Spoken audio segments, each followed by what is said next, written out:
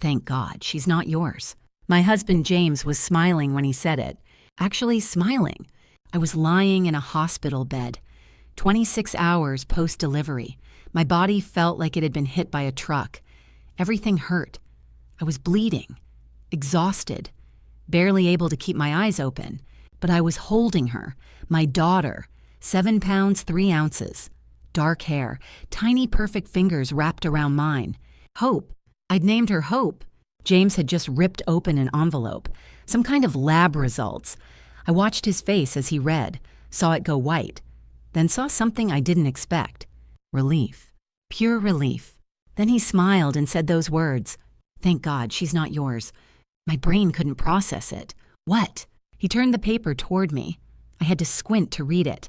My vision was blurry from exhaustion. DNA paternity test. Negative match. Subject baby girl Patterson and Sarah Patterson mother. Probability 0.00%. The words didn't make sense. I read them again, then again. The IVF clinic messed up, James said. His voice was light, almost cheerful. They used the wrong egg. She's not yours biologically.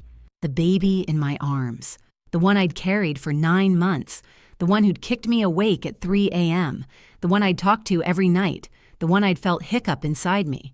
Not mine? Biologically, you're just the carrier, James continued. He was already pulling out his phone. We can give her back. Sue the clinic. Get our money back. Time stopped. Everything went quiet except for the beeping of machines. Give her back? I repeated. My voice came out as a whisper. She's not your baby, Sarah. Why would we keep someone else's kid?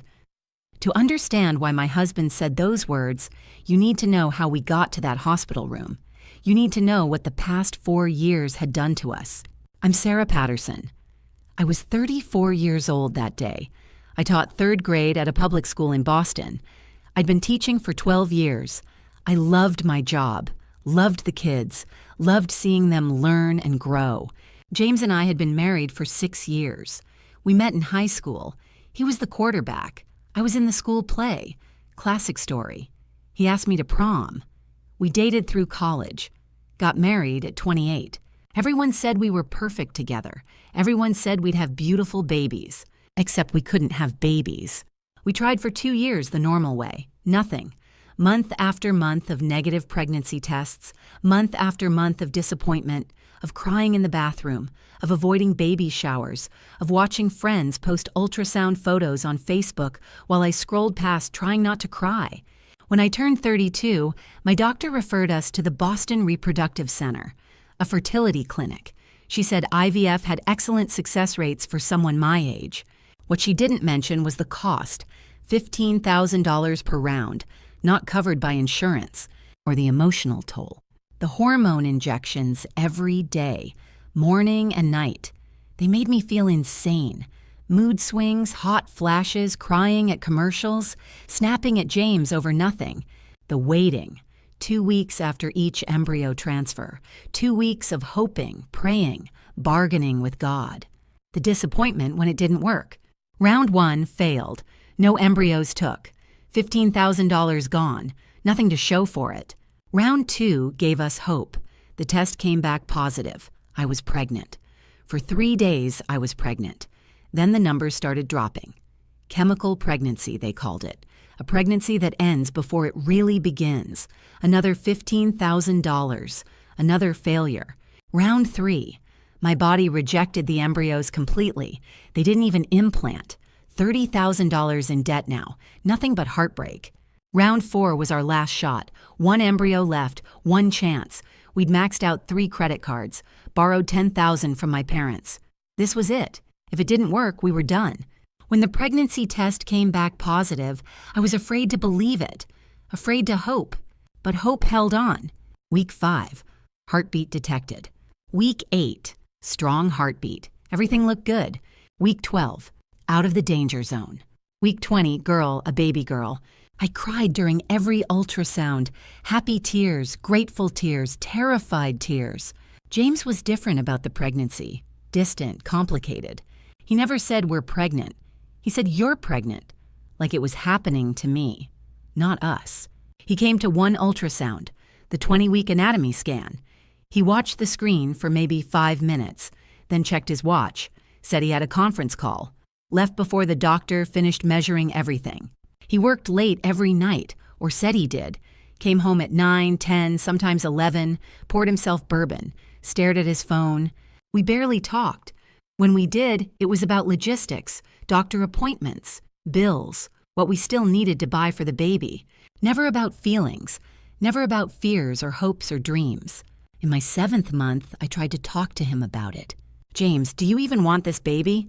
He looked up from his phone, annoyed. "Of course I do." "You don't act like it."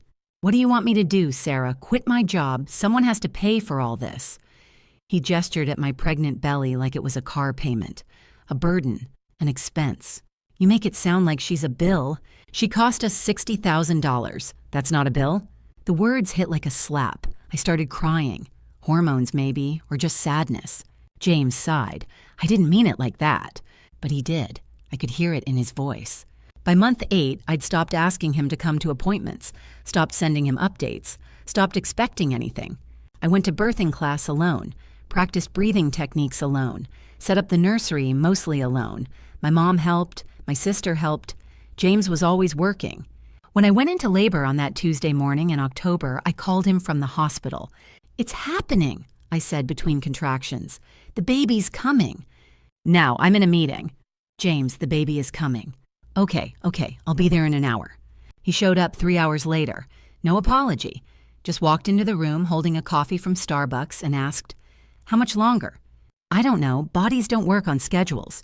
He sat in the corner chair, pulled out his phone, scrolled, occasionally looked up when I screamed. The nurse, Patricia, was amazing. She held my hand, wiped my forehead, talked me through contractions. She kept giving James these looks, disapproving looks, but she didn't say anything. 26 hours of labor, 26 hours of pain and fear and exhaustion. When it was finally time to push, James stood up, came closer, held my hand. "You can do this," he said. For a moment, I saw him. The boy I fell in love with in high school, the one who used to leave notes in my locker, the one who proposed on the beach at sunset. Then Hope was born and everything changed. They placed her on my chest, wet, screaming, perfect. "Hi, baby," I whispered. "Hi, Hope, I'm your mom." I'd waited so long to say those words. James cut the cord, took a few photos, then went to the waiting room to call his mother. That was 40 hours ago. I'd been in this hospital room for 40 hours. James had gone home to shower, said he'd be back soon. He'd been gone 4 hours. Then Patricia walked in to check my vitals. Right behind her was a woman in business clothes, hospital administrator badge, clipboard. "Mrs. Patterson?" She looked nervous. "I have some paperwork that came up from the lab, marked urgent." She handed me a manila envelope, Boston Reproductive Center logo. "What is this?" I asked. "I'm not sure. They just said it needed to be delivered immediately." I stared at the envelope. My hands were shaking, probably just exhaustion. I was about to open it when James walked back in. He looked different, freshly showered, clean clothes, but tense, agitated.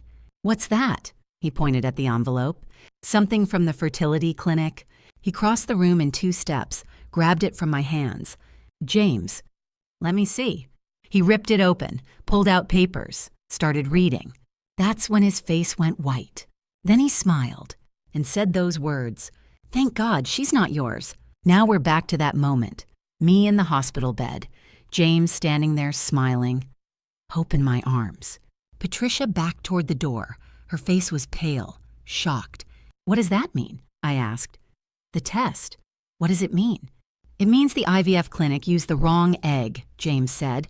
"This isn't your biological child. You're just a surrogate. We can give her back to whoever she belongs to." "Give her back?" My voice rose. "She's not a library book, James." "She's not your baby either." He was already dialing his phone. "Mom, yeah, it's me. Listen, something happened. The DNA test came back. The baby's not Sarah's." I could hear his mother's voice on the other end. Tinny. Excited. Oh, thank God, I knew something was off. She doesn't even look like family. I'd given birth to this child 26 hours ago, and my mother-in-law was relieved she wasn't mine. "Mom, I'm right here," I said. "Sarah, you have to understand," she said through the phone. "This isn't your baby. You have no biological claim to her. I gave birth to her. That doesn't matter legally, James said. He wasn't even looking at me. He was pacing, planning. She's not yours. The paper says so. We need to call a lawyer, figure out next steps. Maybe we can sue the clinic, get our money back. Get our money back? I couldn't breathe. Sarah, I never wanted this. His voice was cold, matter of fact. You wanted a baby. You pushed the IVF. You maxed out our cards. And now it's not even your kid? We're done. You're leaving? The room was spinning. I'm not raising another man's child. There is no man. It's IVF. It's just wrong paperwork or something. The test doesn't lie. She's not yours biologically. That means she's not mine either. I'm out. Patricia stepped forward. Sir, you need to leave. I'm her husband. You're upsetting my patient. Leave now or I'm calling security. James looked at me, at Hope, at the paper in his hands. My lawyer will contact you, he said. Then he walked out. Just walked out of the hospital room, 40 hours after I gave birth, because he thought the baby wasn't mine, because he was relieved. I sat there shaking, holding Hope. She was sleeping now, peaceful, perfect. Patricia took her gently, placed her in the bassinet, then wrapped her arms around me. Breathe, she whispered. Just breathe. But I couldn't breathe, couldn't think, couldn't process what just happened. My husband left me in a hospital, hours after I gave birth. Then the door burst open. The administrator from before rushed in, out of breath. Mrs. Patterson, I am so sorry. There's been a terrible mistake. I know, I said numbly. The DNA test. No, I mean yes, but the DNA test was sent to the wrong room. Silence. Patricia stood up. What? These results were for the patient in room 447. Mrs. Patterson is in room 445. Someone in the lab mixed up the rooms. She handed Patricia another envelope. Patricia opened it, read. Her expression changed completely. Sarah, she said softly, hope is yours. This test shows 99.9% probability. She's your biological daughter. The words didn't register at first. What? The first test was for someone else, a different patient, different baby. This is your test, your results. Hope is genetically yours. I started laughing, then crying, then both at the same time. Where's my husband? I asked. He left the hospital, the administrator said quietly. I grabbed my phone, called James, voicemail. I texted. The test was wrong. Hope is mine. Call me now. No response. I called again. Straight to voicemail every time. That's when I noticed it. His phone. On the bedside table next to my bed. He'd left it behind. Or had he? Maybe he didn't want me to reach him. Maybe he needed time to process. Maybe... I picked up the phone, stared at it. I knew his passcode. We'd always known each other's. No secrets. That was the rule. 0817, our anniversary, August 17th. The phone unlocked. 17 unread messages, most from Mom. I opened them. Did you tell her about Melissa yet? Melissa? Who the hell was Melissa? I scrolled up, found a group chat. James, his mom, his sister Katie. The messages went back months.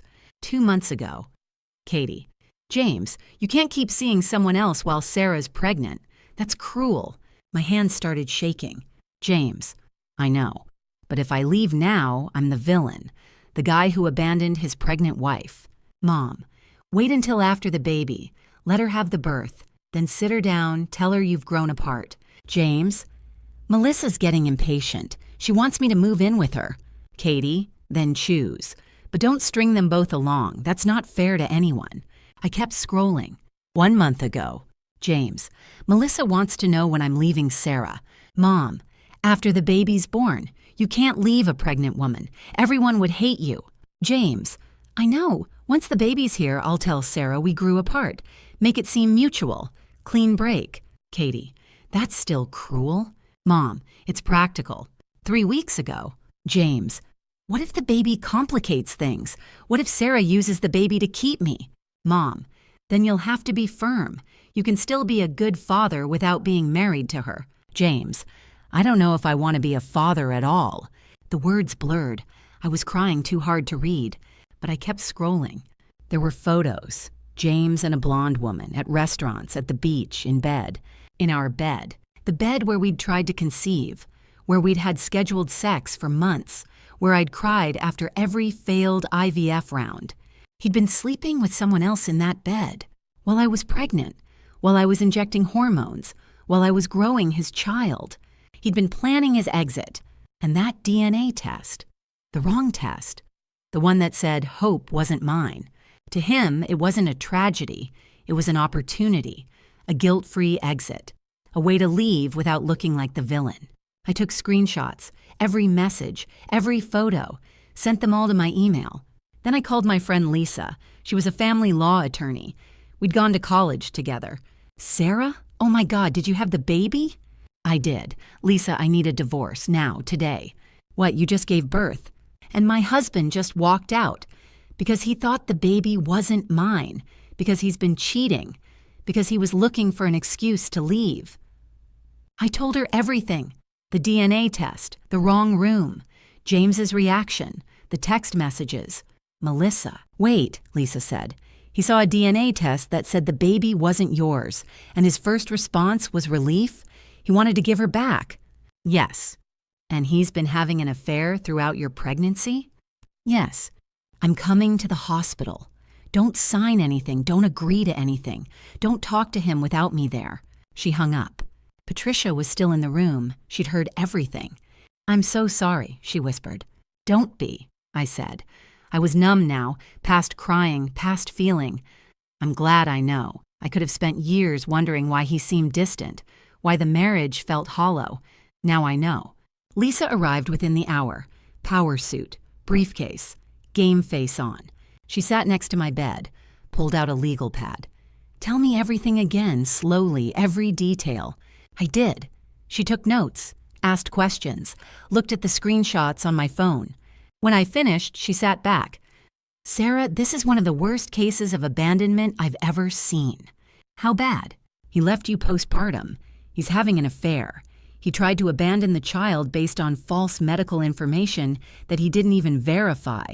And we have documented proof of all of it. What does that mean? It means you're getting sole custody. Full stop. He'll be lucky to get supervised visitation. Really? Really? No judge is going to look kindly on a man who walked out of a maternity ward because he thought he found a technicality to avoid fatherhood. Hope started crying. I picked her up, started nursing her. She latched immediately. I want to file today, I said. Today? You just had a baby. Today. Before he comes back with some story about how this was all a misunderstanding. Before he tries to spin this into something else. Lisa nodded. Okay, I'll draft the papers. You rest. I can't rest. Then feed your baby, because the next few months are going to be hard. She was right about that. James showed up 4 hours later, knocked on the door, tentative. He was holding flowers, roses, my favorite. Sarah, can I come in? Lisa stood up.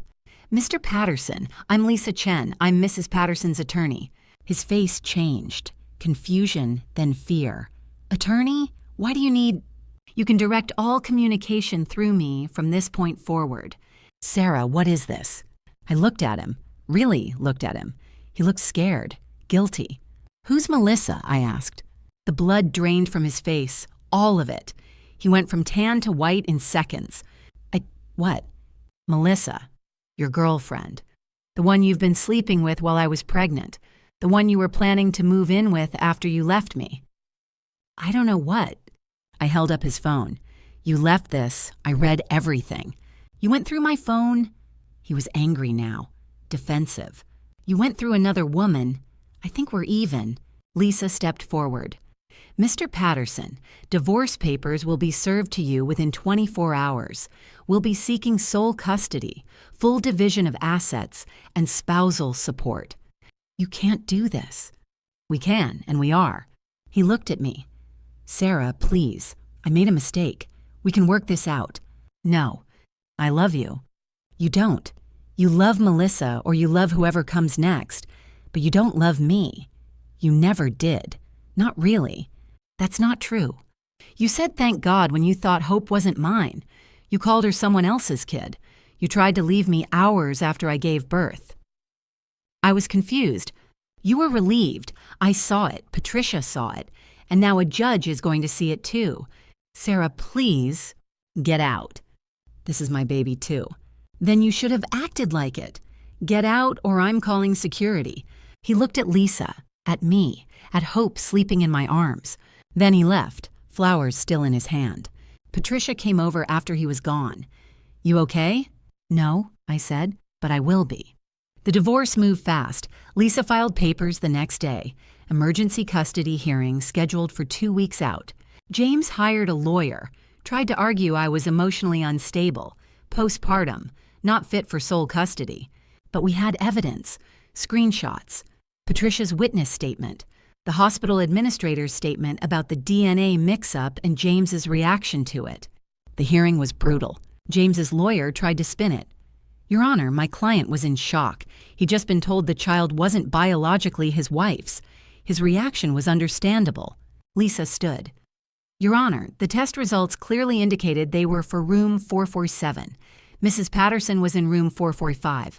Mr. Patterson didn't verify this information. He simply saw what he thought was an opportunity to leave his wife hours after she gave birth, and he took it. The judge looked at James. Is this accurate? James's lawyer whispered to him. James nodded slowly. I was confused, Your Honor, not thinking clearly. Confused enough to call your mother and discuss your exit strategy? Silence.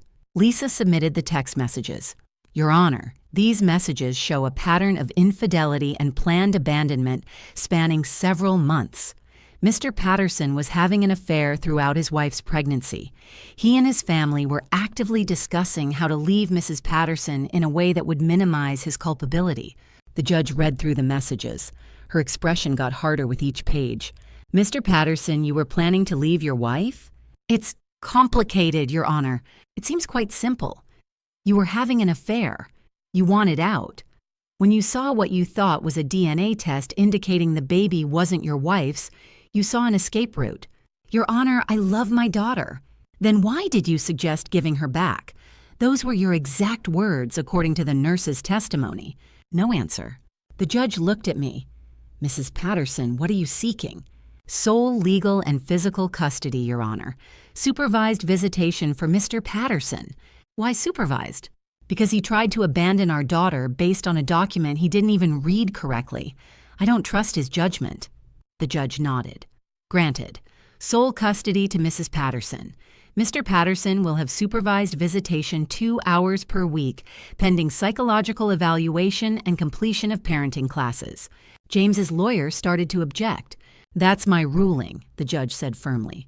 Next case. 6 months later, I was living in a new apartment.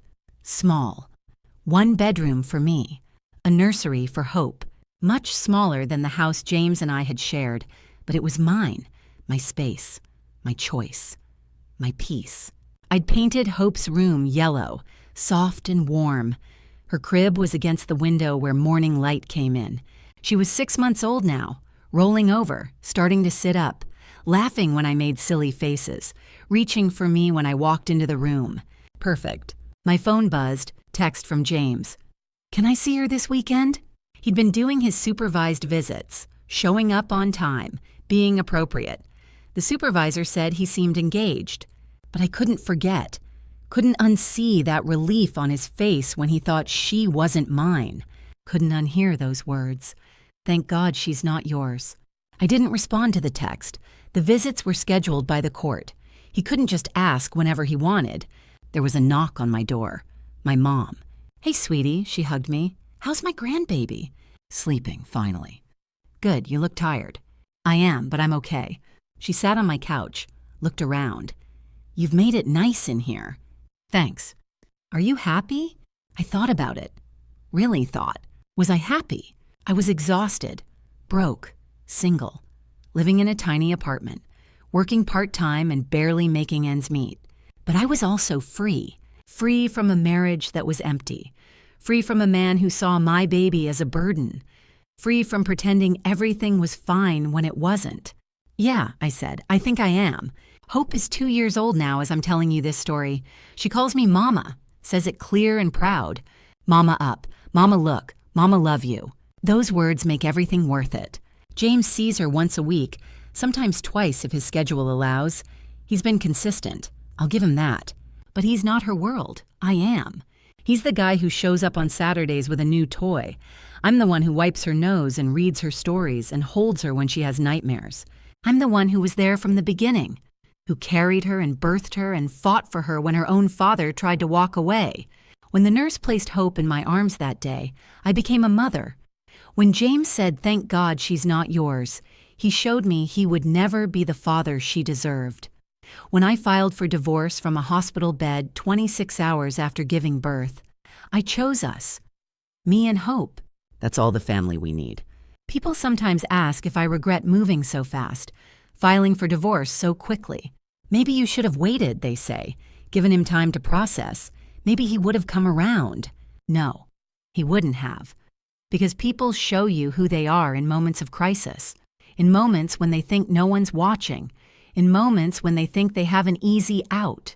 My moment of crisis came 26 hours postpartum, holding my newborn daughter, exhausted and vulnerable and raw. And my husband saw a DNA test as an escape hatch, saw my baby as someone else's problem, was relieved at the thought of walking away. That told me everything I needed to know. The DNA test was wrong. It was a mistake, a terrible, horrible mistake. But it revealed the truth. It showed me who James really was, what he really wanted, and I'm grateful for that, because I could have wasted years trying to save a marriage that was already dead, years wondering why my husband felt so distant, years blaming myself. Instead, I knew, and I chose hope. Every single day I choose hope. Last week, James texted me, "Melissa and I broke up. I made a mistake. Can we talk?" I stared at that message for a long time. Then I deleted it. Because it doesn't matter anymore. He doesn't matter anymore. What matters is the little girl sleeping in the next room, the one with my eyes and my nose and my stubborn streak, the one who makes me laugh when I'm exhausted, the one who chose me the moment she was born. Hope is 2 years old and she's the best thing that ever happened to me. Not because she's easy, toddlers are tiny terrorists, but because she's mine. Genetically, biologically, legally, emotionally. In every way that matters, Hope is mine, and I am hers. That's all I need. They say people show you who they are in moments of crisis. My husband showed me in 60 seconds, with a DNA test that wasn't even mine, with 4 words that changed everything. Thank God she's not yours. He thought it was his escape. It became mine. Best mistake that hospital ever made. The end.